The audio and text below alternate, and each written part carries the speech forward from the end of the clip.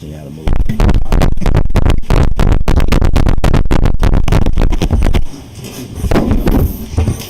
Now it is. Yeah. All right. Call the Wednesday, January 3rd, 2024 meeting of the Weathersfield Planning and Zoning Commission to order. Jeff, could you call the roll, please? Sure. Rich Roberts. Here. Ryan Allard. Nope. Joe Hammer here. Tom Dean. Here. David Drake. Here. Dave Edwards. Tony Lemicki. Here. Jim Hughes. Yes. George Oikel. Here. Joseph Ercolani. Here. Peter Lambruni. Here. Paul Thompson. Here. All right.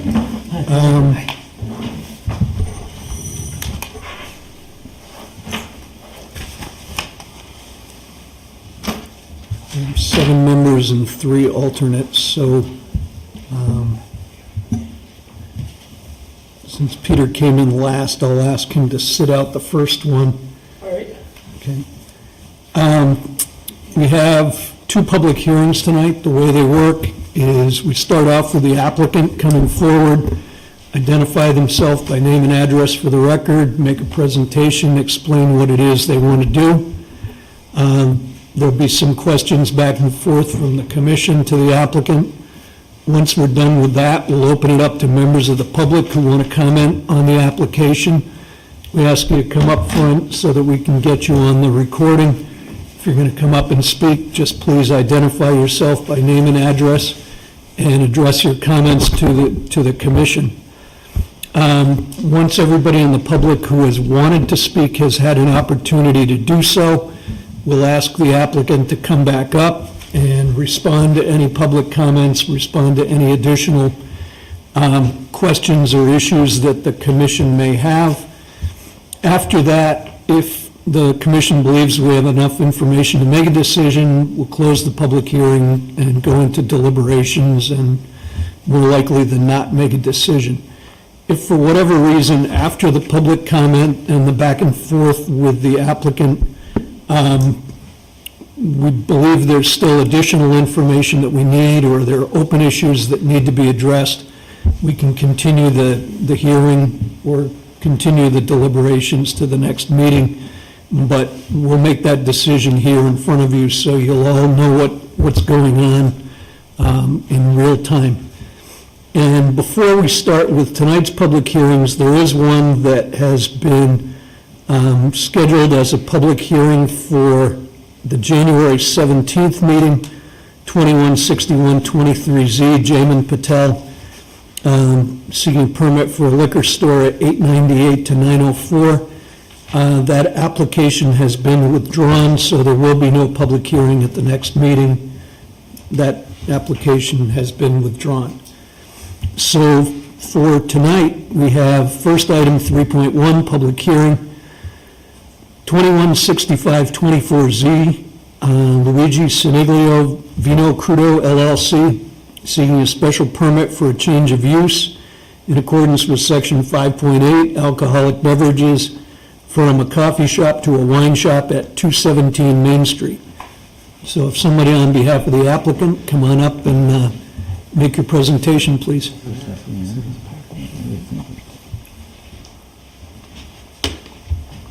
Hello, everyone. My name is Luigi Ciniglio. I am the owner of Vino Crudo LLC. I'm here applying for a special permit to be able to turn the coffee shop at 217 Main Street into a wine shop. The goal is to have a wine shop that focuses on natural organic wines and artisan, ideally locally made cheeses.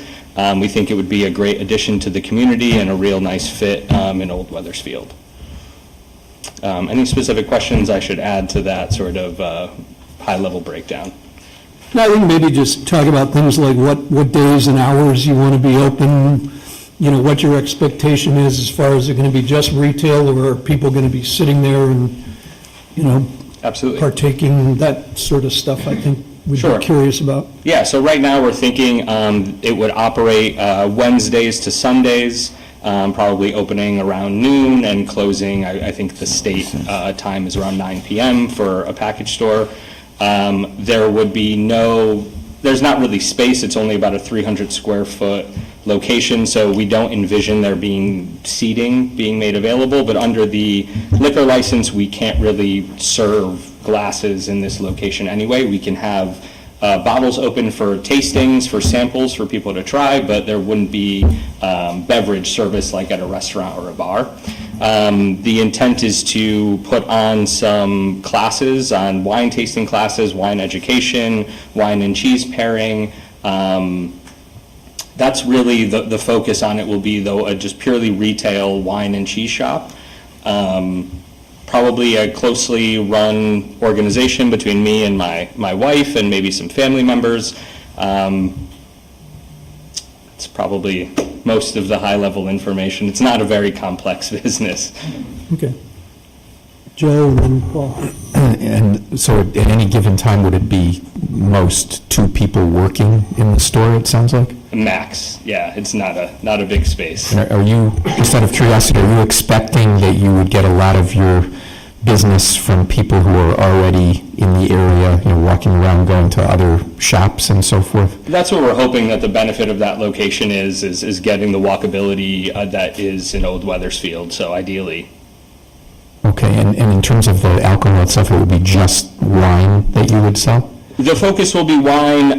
Maybe there will be some aperitifs, some Amato, some liqueurs, but the intent is not to sell like cans of beer or, vodkas and that sort of stuff. Right, so do you know which category of state license you would be getting? It would be a package store permit, because you need that to sell wine. They don't sort of section it off by wine versus wine and. Right, so in other words, the wine and beer permit is really for a restaurant type of situation, not a retail. Correct. To be able to sell off premises, where somebody takes the bottle and drinks it at home, you have to be under the package store license. Okay, and are you planning what type of improvements are you planning, if any, inside or outside? So the location's in very good shape right now. So besides, coat of paint, sort of changing up the interior, some shelving, some lighting, we don't plan on making any major changes to the location. Okay, thank you. Paul? Do you contemplate any delivery service? That's something that we may consider in the future if we can staff it correctly, is maybe doing local delivery, if not also including some shipping options. Jim? This sounds a little unique, or very unique, I should say, where you're a boutique wine with low intervention wines, and then you go down to talk about more natural wines and biodynamic farming. Just how are you different than the average? It sounds like you're different than the average wine store. I mean, you only have 300 square feet, so you got to be pretty focused. So just explain how you're unique as opposed to the average. Sure, be happy to.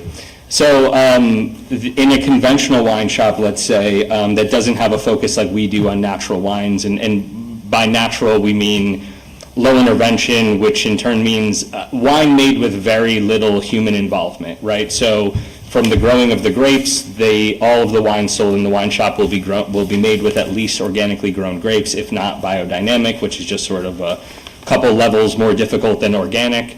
And then in the winemaking process itself, when they harvest the grapes and make the wine, the FDA lets you put up to, I think it's 75 different additives into the wine. None of them go on the label.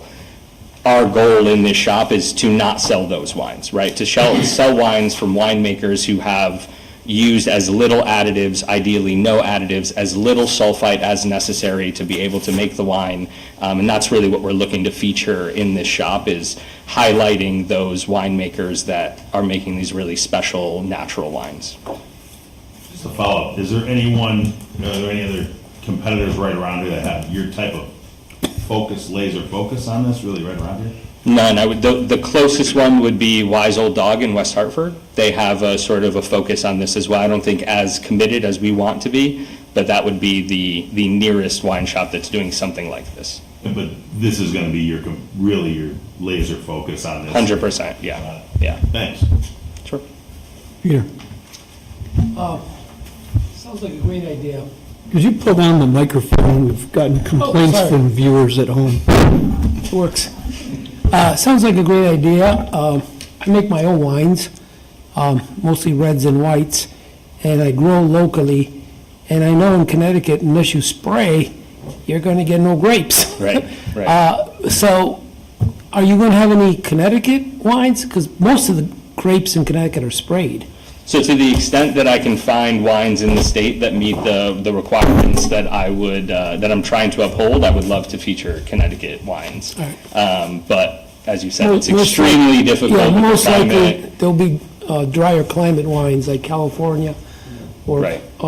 maybe Oregon or something like that. Right, or Washington somebody State. who's committed to using natural sprays, right? Like you can use some copper-based sprays, which are not, toxic. And so, yeah, it gets difficult as you're sort of trying to identify the wines that fit the philosophy and the ones that don't. Right. Just out of curiosity, too, as someone mentioned, it's only 300 square feet. So what kind of inventory are you going to carry? I mean, I'm just trying to picture, are you going to have shelves on a wall or something? Yeah. And wines on display? Or is it a book and people choose out of a book? How does it work? It's not a bad idea. But no, the idea is to go up, right? So to have high shelving, and that's where all the wines will be displayed. Most of the inventory will probably be kept off-site because of the limited amount of space, and so we'll have a limited inventory in store, and then just replenish that as needed. Okay. Anyone else? Anyone else with questions? All right, if not, ask, is there anybody in the public that wants to comment on this application? Anyone in the public? All right, if not, do we have any follow-up questions for the applicant? All right, I think my question would be to Dominic, is referencing his memo anyway with section 5.8, alcoholic beverages. You do focus and define this as a boutique wine and cheese shop. The 5.8 would just give us the opportunity to approve this with alcoholic beverages. Yeah, that's why it's before you, because the use is basically, from the zoning regulations, it's a retail use, which was there before also, So it's but because it's alcohol. retail for the special use that he's applied for. okay. All right, and I guess just to complete the record, there was a memo from town engineers saying they had no comments. Right. If there's nothing else, does someone want to make a motion to close the hearing? Motion to close. Second? All right, any discussion? If not, all in favor say aye. Aye. All right, would someone like to make a motion on the application itself? I guess I would move to approve the application as submitted, and I think would include just the hours of operation that the applicant proposed, 10 a.m. to 8 p.m. And I don't know, he defined, I guess, 5 days a week as likely, I think Wednesday through Sunday, so I'm not sure how we want to phrase that. If we just, I guess I'm more concerned just with the cutoff time than which days of the week it is necessarily, or even, whether it's 6 days versus 5, frankly. And if I may, the package store permit has a set number of hours that I'm allowed to be open. So at the very minimum, I'm restricted to, I believe it's 9 p.m. is what the state says the latest a package store can stay open. Okay. However people would like to, I guess we are, I'm not familiar with the package store maximum hours these days. I think they've changed a little bit, but however. It's up to 9 now. 9, okay, so if it's 9, that's fine. However, I think it's limited, it's self-limiting, I guess, just by virtue of the state license in any event, right? Right. So, whether we need to say that or not, then, Yeah, well, I mean, he's presented his proposed hours, so, Yep. I think your stipulation or your comment that as submitted kind of encompasses all Okay. of that. okay, If he wants to go 12 hours a day, 7 days a week, then I think we'd have to revisit it. Sure. But this doesn't sound like the kind of retail outlet that is going to be intense like that. okay, then I'm, If he deviates from that, Mr. Chairman, his hours, he has to come back here? No? Yeah.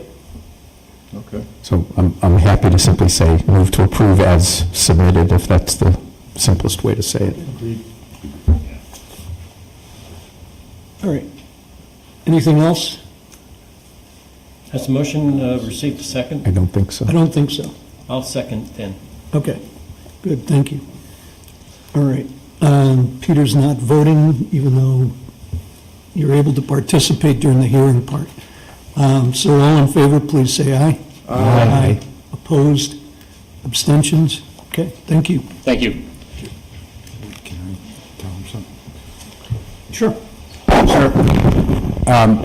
You'll be receiving a letter from us with a form in it that you have to put on file in the city clerk, but you'll be getting that. Thank you all. All right.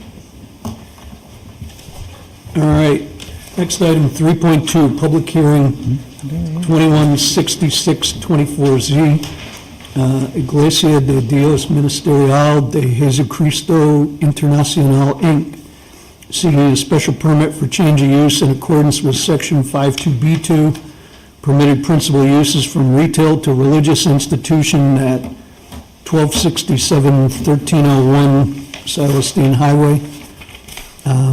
Someone want to come up and speak on behalf of the applicant?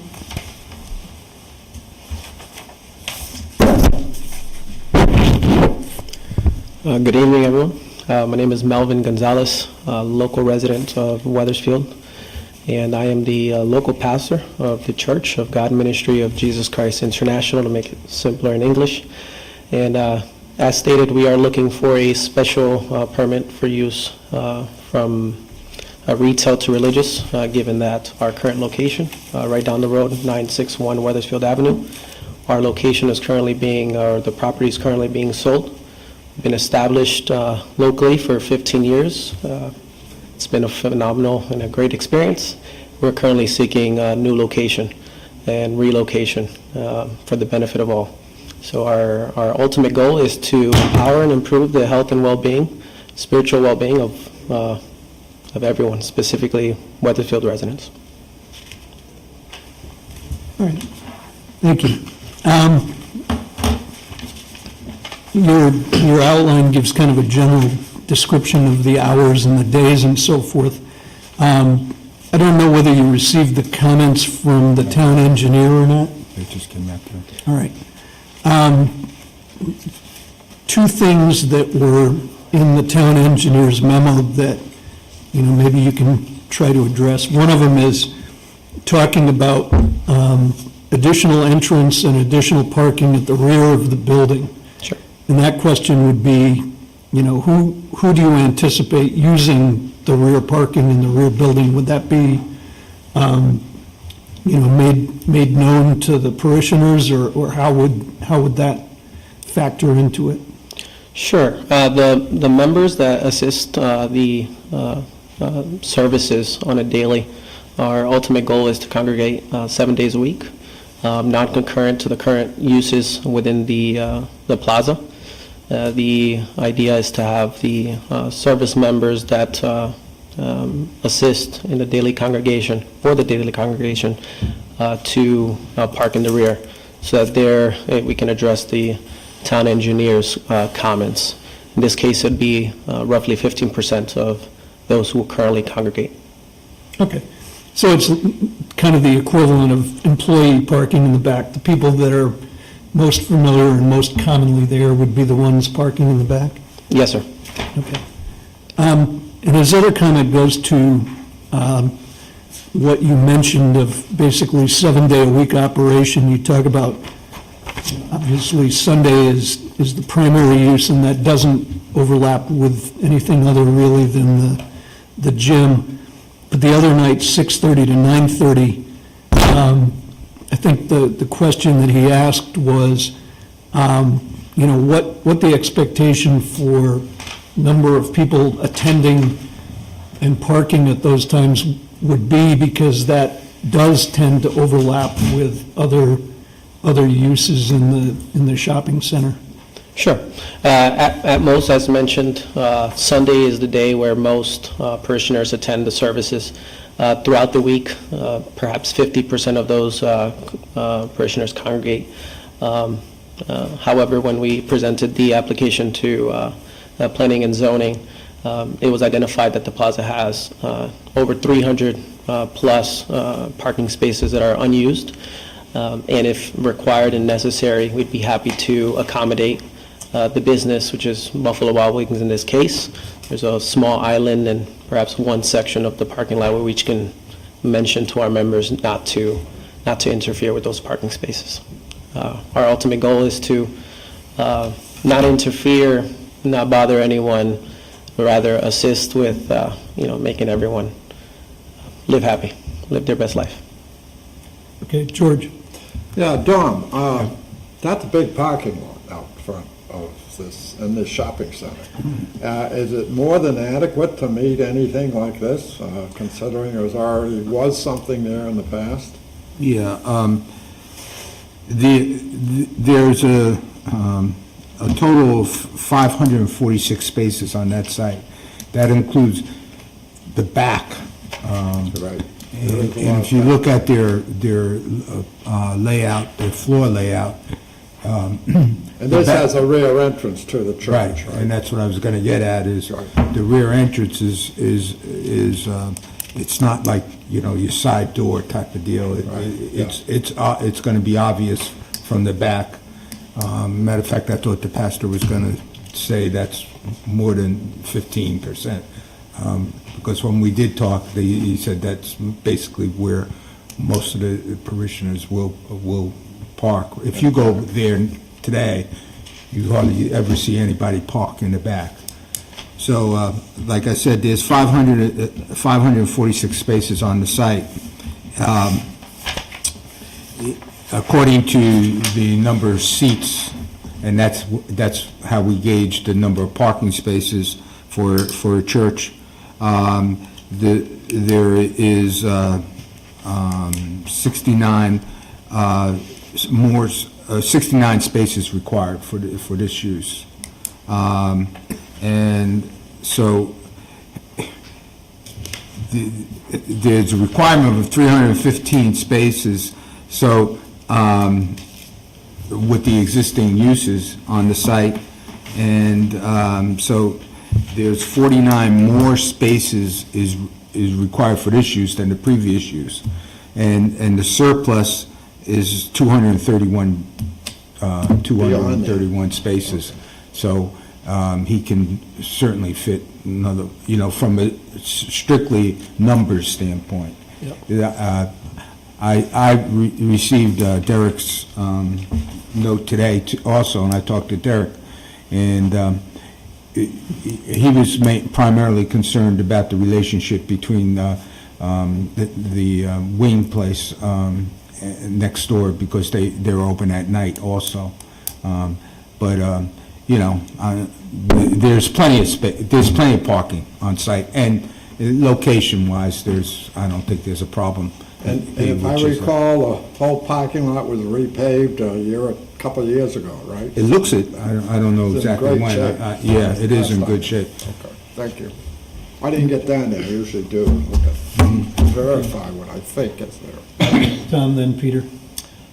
Sir, I'm sorry I didn't catch your name, but I have a follow-up question relating to the town engineer's report and your response to that. When you indicated that the non-Sunday activities, the activities that would take place on the other 6 days of the week, you answered that approximately 50% of the congregation would participate on those.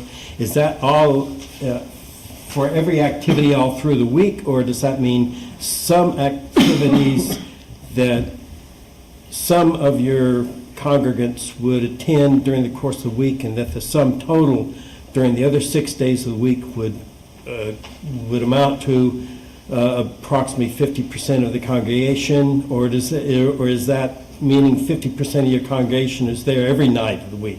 Sure, it's fairly stable. Essentially, let's say we have 3 different services in the church. Some parishioners attend on Monday and do not come Friday, and vice versa. So essentially, it's fairly stable across the Monday through Saturday kind of spectrum of the same amount of congregants being in the congregation versus Sunday. And essentially, those who attend, we can ensure that they do not impact the parking spaces for Buffalo Wild Wings, so that there's no conflict in that perspective, and I hope that answered the question.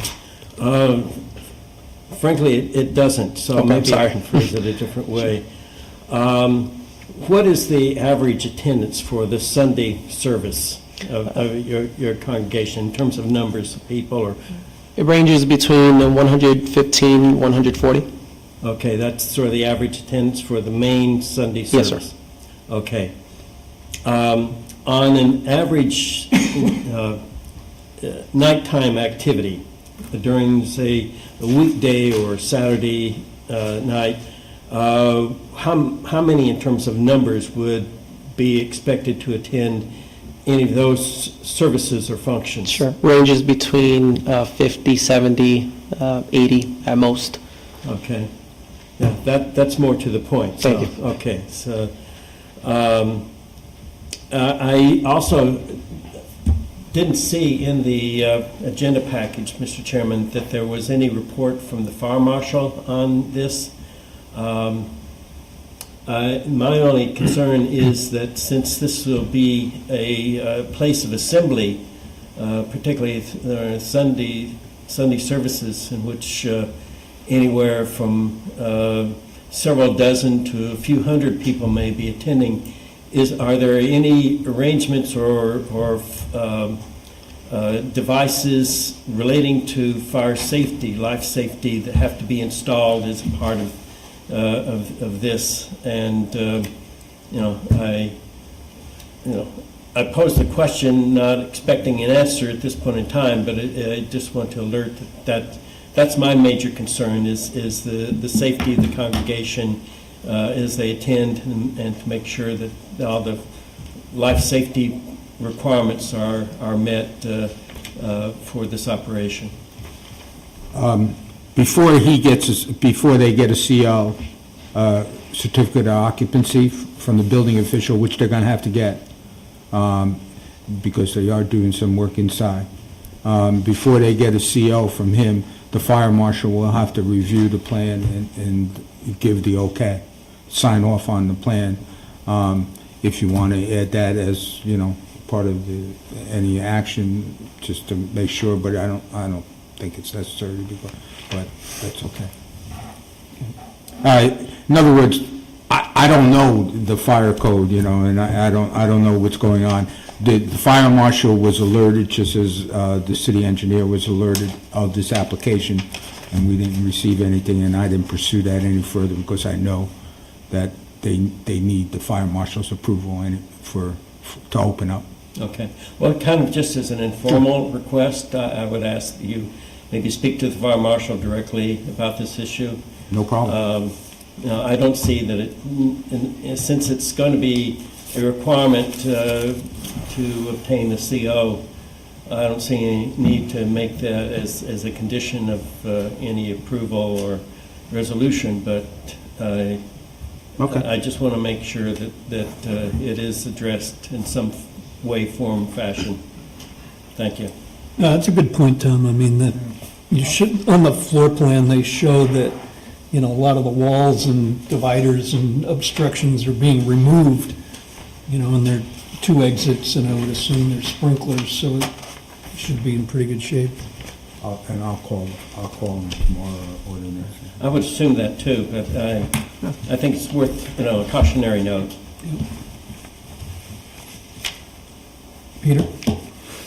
Well, my question was along the lines of what Tom just brought up. I think it's pretty much settled with your discussion, but just to make a point of it, as far as parking is concerned, it looks like the entrance is in the back. Is that correct? Primarily in this place? It's in the front primarily. In the front or the back? Where's the main entrance to this assembly area? It'd be the front of the building, and then for the assisting members in the back. All right. But there'll be 2 entrances, essentially. I don't think with this parking lot, there's any stipulation that anybody has any areas. I mean, anybody can park wherever they want there, as far as I can tell. I mean, so I know you said you'd be kind enough to give up space for the other businesses, but I don't think that's really necessary or required. It's got plenty of space, people park where they park.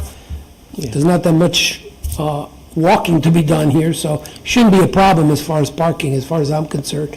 But I was concerned about occupancy, because it's not a big area, and, normally, because of fire regulation, fire codes, as Tom just mentioned, you really have to be clear on what the occupancy is going to be.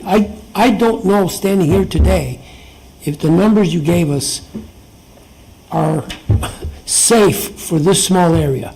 I mean, the sprinklers are mentioned, I don't know if sprinklers are there, so I really do think it's got to be more than just some passing comment. I think we got to be pretty clear on occupancy for assembly of this space, and the fire marshal really needs to weigh in, that's my opinion. You're not saying they gotta have sprinklers in there? I don't know, whatever the fire marshal requires for the numbers that they want to put in there. Isn't the fire marshal gonna review this before he gets a permit anyway?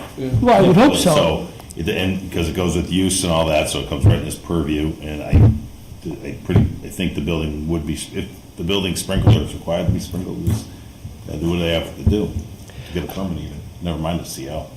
Jim, I guess what I'm I wondering is... understand your concern. Yeah, if the fire marshal comes back and says, gee, the way... Well, then he's gonna know. It doesn't matter what we said. The fire marshal It doesn't says work. 50 people, Right. then, where does that put this application? If it's only 50 and these guys want to put 200 in there, it's a It actually doesn't matter mismatch. what we said. It just doesn't work. So I think that needs to be clarified. So Peter, 2 comments for you.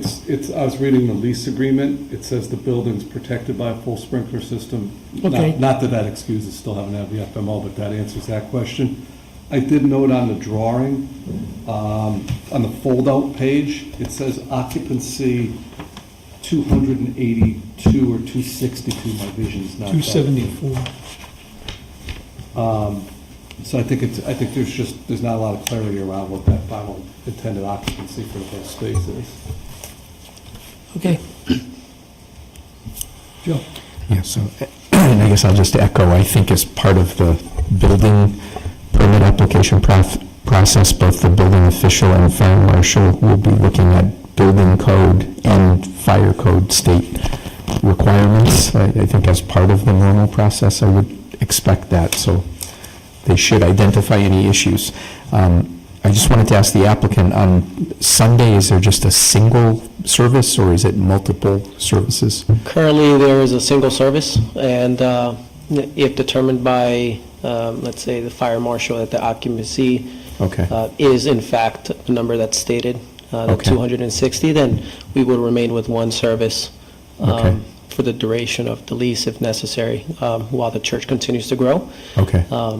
And I think That's the idea. I think you mentioned your current typical Sunday service, did you say 150 or 170? I forget. Currently ranging between 120 and 140. Okay, and out of curiosity, how, your current location in Hartford, how many square feet and how many seats is that?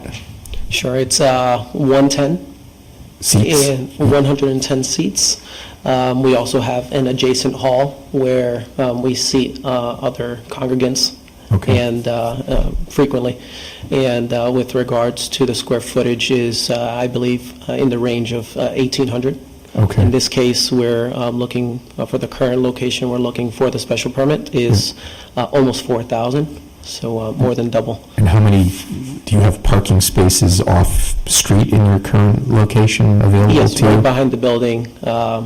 It's open parking, Yeah. but never had a concern with parking. We, as Mr. Peter mentioned, although we have no obligation, to his point, with neighbors, we obviously love our neighbors, want to make sure that we always, are being friendly and neighborly. Yeah. And whatever we need to do to comply with code and fulfill the duties that are responsible for this hearing, we'd be happy to comply. In your experience, do congregants typically, is there typically more than one person in a car on average in terms of coming to services and events at the church, families, for example? Average 3. Okay, 4 times. okay, okay, thank you. Dave? Yeah, to me, parking shouldn't be an issue, because most of this is going to be on a Sunday morning, right? I mean, there's not much going there on a Sunday morning. The thing I was going to ask is, they had one objection. Does anybody have any idea why the guy was objecting, or just to be objectable? No, it He didn't say didn't, anything, he just, I didn't specify anything other Seemed odd than to me. just I object. I checked where he lived.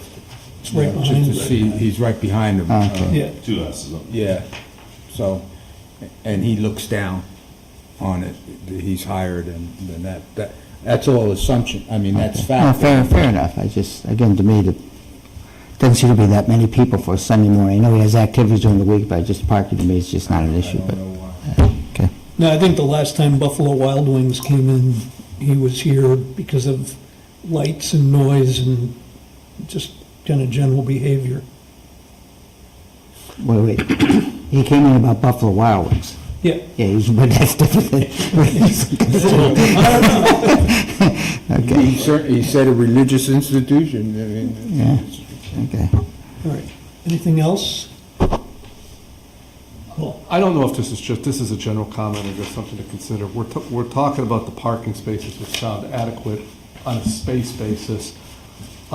Is there any concern or consideration about that if it's in a service, you're going to have, let's just make it 125 cars all coming and going at roughly a pretty concentrated time? Is that something that we ever consider, think about, or is that just something that's handled? It's a by controlled property? intersection of the signal. Yeah, they have 2 controls on the way out. Okay. And when I spoke to Derek, our town engineer today, I thought that's what he was getting at. Okay. With his thing, and he doesn't have that kind of problem.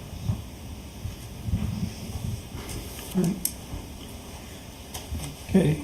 At this point, I'll open it up to anybody from the public that wants to comment on this application. Sure, ma'am, come on up. Just please give us your name and address for the record. Hi, my name is Leilani Voles. I live at 108 Charter Road. My property bumps up against the back of this strip mall. The concerns that I have are, this first time I've been, if I do something wrong, please tell me, because I've never been to a town meeting before, so I'm just gonna Don't worry just about talk.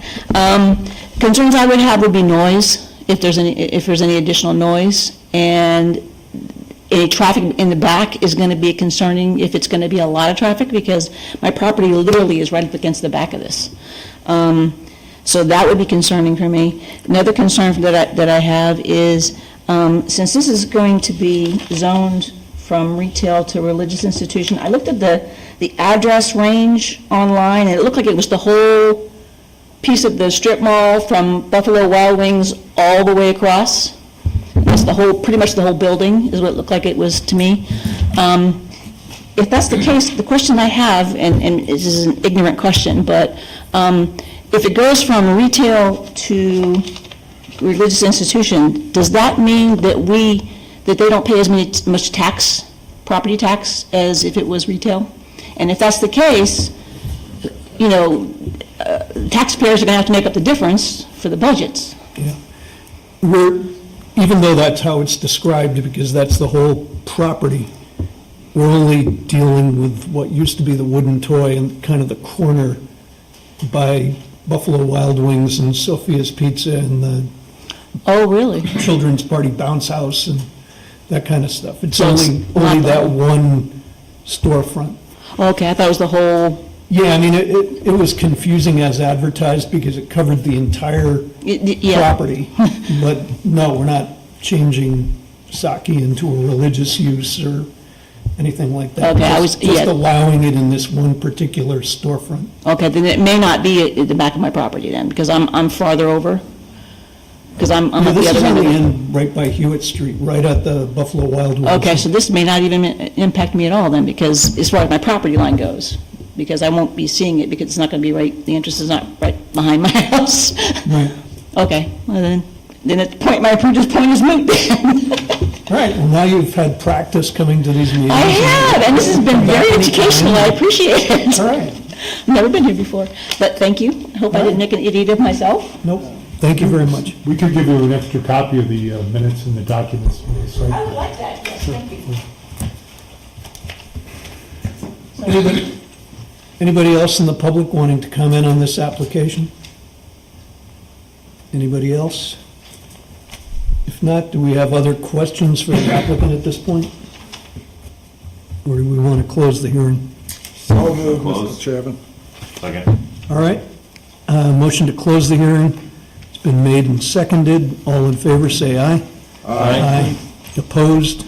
Abstentions? Joe, I'll ask you to sit this one out. Sure. Someone want to make a motion on the application itself? I'll make a motion to approve this application as presented. Just keep it as simple as that. Second. Okay.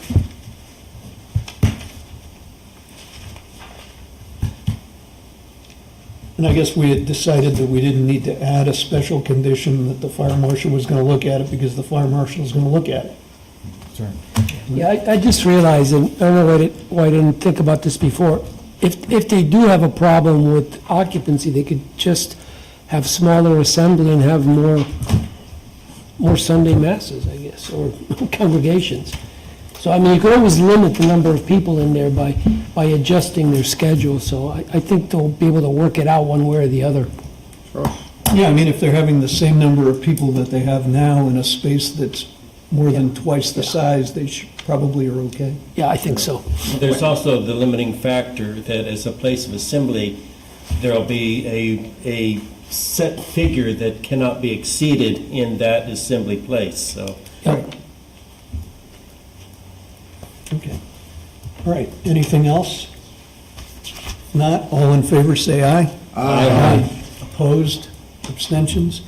Congratulations and good luck. Next item, revised 2024 meeting date. You'll be getting something in the mail from him, too. Revised 2024 meeting dates. The only, and Mr. Chairman and Commissioners, the only change to what you saw before is October 15th meeting. And the reason was, on the original one that you got, it said October 16th, which is a Wednesday, because that, somebody thought Columbus Day was a, holiday, and so everything was shifted on when we did it. So it's back to Tuesday, that's why, and that's the only change, October 15th. So the 15th is correct for October? Yeah. Okay. All right, someone want to make a motion to approve the Make a motion to revised? approve the agenda meeting dates for 2024. Second? Any other discussion? If not, all in favor, say aye. Aye. Okay.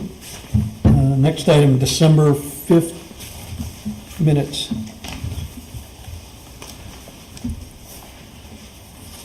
Motion to approve? Second? Second. All right, any corrections or discussion? If not, all in favor, say aye. Aye. Opposed? Abstentions? Abstain. Abstain. Okay, so Joe and Paul abstain. Staff report. We received the RFPs for the Plan of Conservation and Development and the affordable housing. I think there were five different firms that applied. Two of those firms are proposing to do both, and it's a big savings in cost too, but it's much more efficient that we do it all at the same time. So repeat that again, how many did you got? You got five? We got, can I see that? We got five. Five, okay. Five. Yeah. And two of them were And gonna, they're all willing to do both? No. two of them Two. were Two of them, okay. So, the city manager, the town manager, and myself, and the new, a new planner will be sitting down with those two firms and interview them. Okay. New planner? Yeah, we could talk about that. You're going to talk about that? Okay, good. Thank you. Yeah, you can talk about it Yeah. if you can talk about it. Yeah, that's, you want me, yeah, that's under, that's that. Go ahead. The job was offered to a planner, and he's well qualified, and I think some of you will know him. He is a Weatherfield's resident, and he will be starting, I believe, January 29th. You'll be on your way. That's good. How many applicants we got? Any idea? 400. Yeah, yeah, and we had them from California, from Belize, from Honolulu. No, no. But, no, we only interviewed, there were 3 from Weathersfield, believe it or not, there were 3 Really? players in Weathersfield. That's why you Lived in Weathersfield, I mean, reside here. And, but this person was far ahead of anyone else. So we didn't bother to go any further we didn't have to. No, I'm surprised there are that many planners living in town. The word's out, George, the word's out. But anyway, yeah, I think we'd be really happy with the person. So Dominic, you'll be with us for one more meeting? Yeah. We're going to talk about that, We're going to talk about that too, but this may be my last, I'm sorry.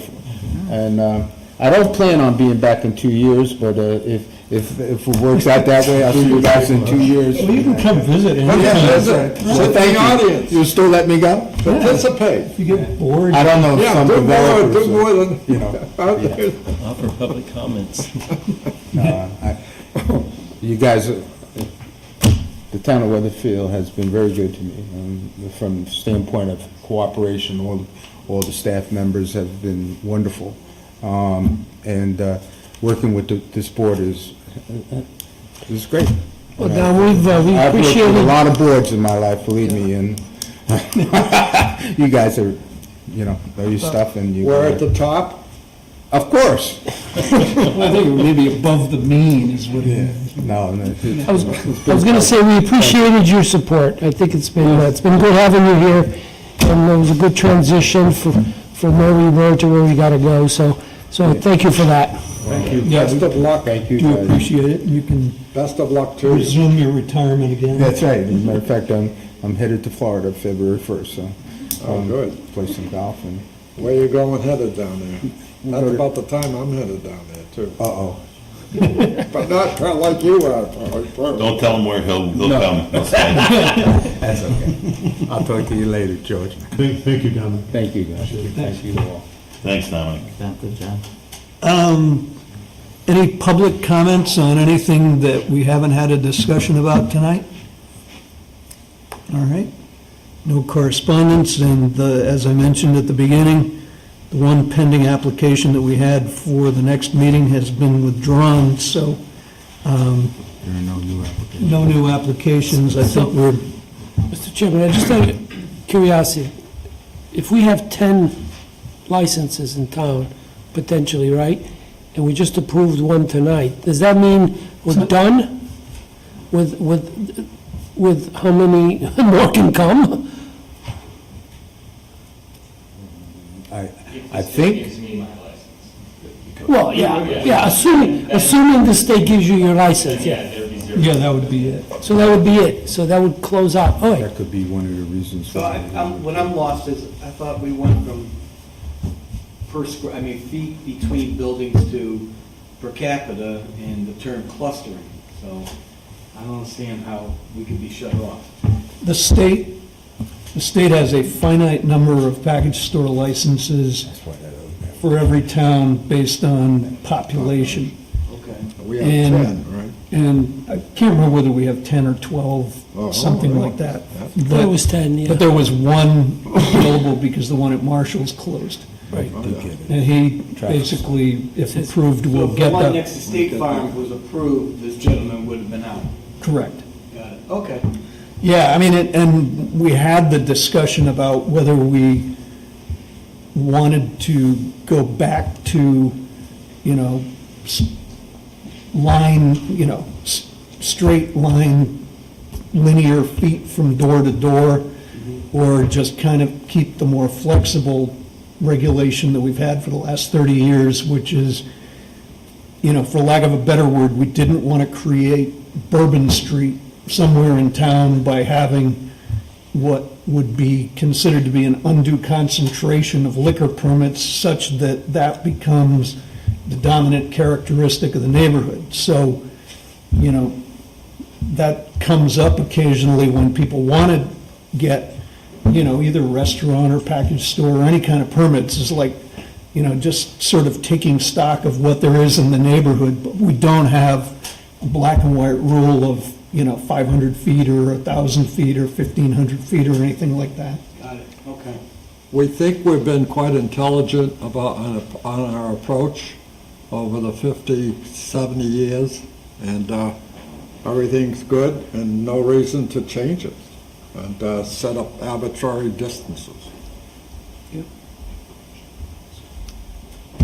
All right, so I guess we can cancel our January 17th meeting, and